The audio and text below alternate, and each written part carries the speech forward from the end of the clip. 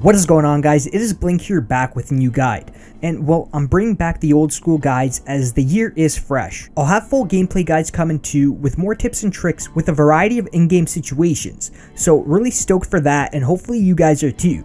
Now in this guide, I'm going to be teaching you guys on what you should do when you're not in the best situations. And before we do get started, I appreciate everyone that uses code Blink.YT, as it does help me out a lot. And if this guide does help you out, then giving my code a go would be much appreciated. Anyways guys, let's get started. Now, in this first situation, I'm down to 40 HP and my opponent knows I'm low.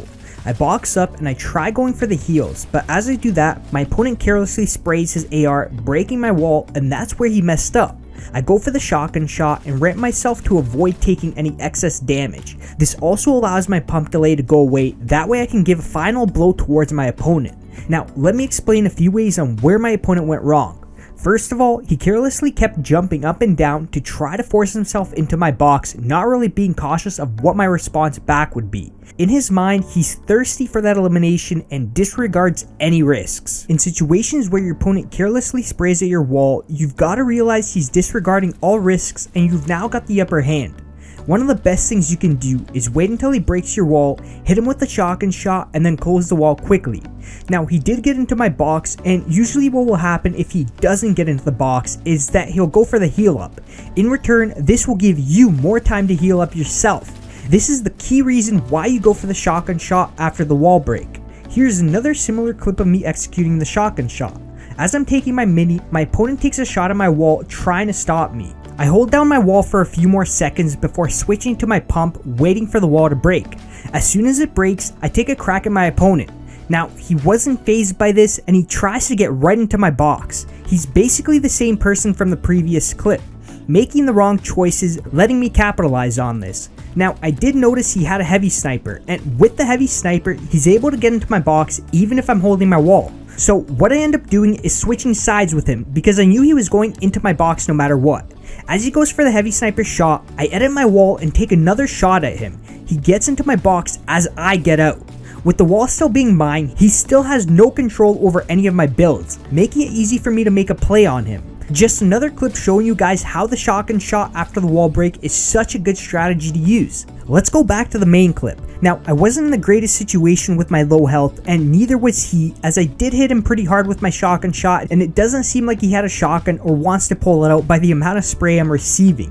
Where he messed up next was getting into my box without a shotgun, and getting into my box where all the builds were mine. This gave me more control over my opponent as he's got a limited amount of space to move around in.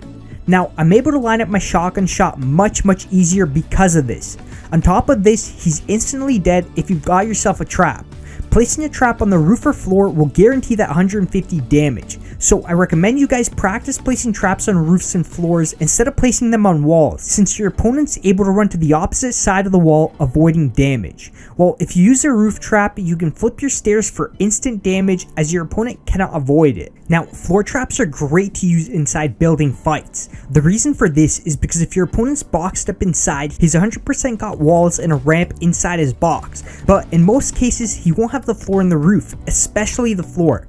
You never really see players breaking the floor since it's already providing cover. This will allow you to take your opponent's wall and place a trap on the ground. You'll then break their ramp and they'll fall into your trap, resulting in taking 150 damage. Just a quick little tip on fighting inside if you've got yourself a trap. So what my opponent should have done was to simply play more cautious. I run into so many players trying to W key into my box without recognizing the risks involved. This just ends up getting them killed, and it happens so much. So the main thing this player should have done was to replace my materials. He can go ahead and spray at my wall, but he's got to pull out his wall to try replacing it.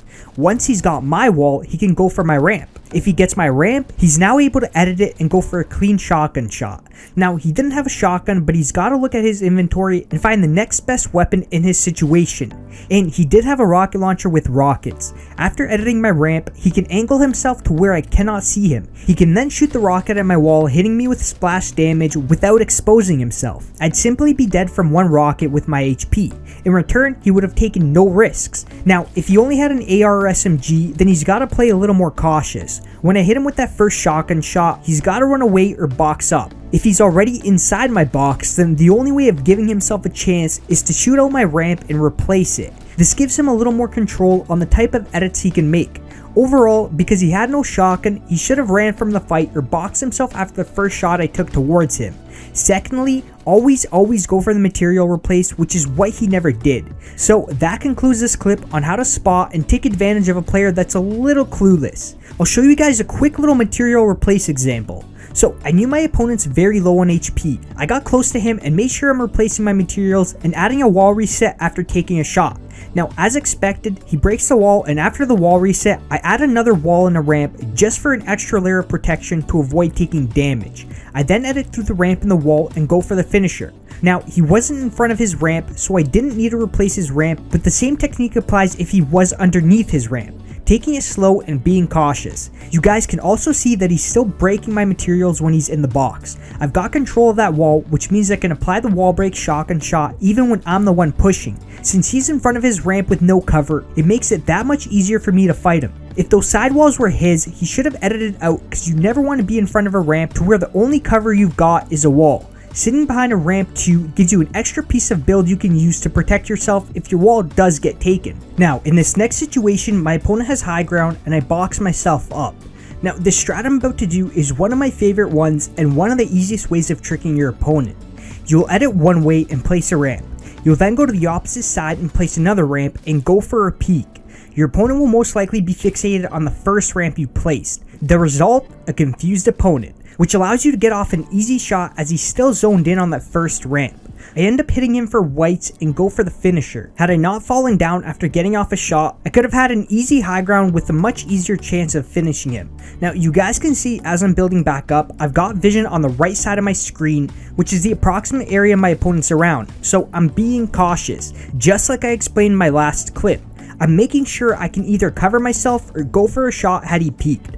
I go for the stair flip, breaking my stairs, giving me a clear shot towards my opponent. Now, let's see what my opponent could have done better. The first mistake he made was being on the same level as me. The moment I placed my first ramp, he should have immediately been one layer above me, and there's a few reasons for this. He can see me behind his materials as he's higher above, giving him an easier time peeking me at the moments I'm not in cover or looking. And lastly, it makes it harder for me to contest high ground when he's one layer above. The next mistake he made, and this is similar to the first mistake, he doesn't have any left, right, or frontal wall cover.